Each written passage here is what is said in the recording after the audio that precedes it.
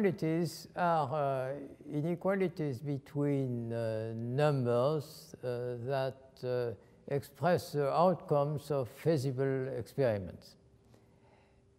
And they are derivable from only notions that we all have, very plain general notions everybody has. And yet they are violated by experiments.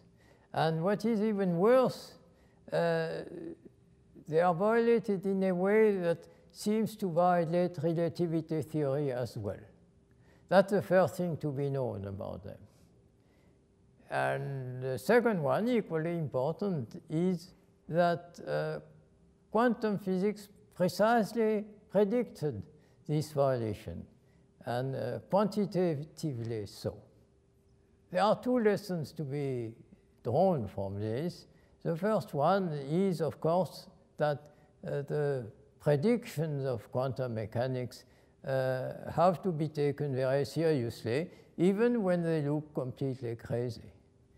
And a related lesson is that if not a mismatch, at least a considerable distance exists between reality as it really is and our present attempts at conceptualizing it.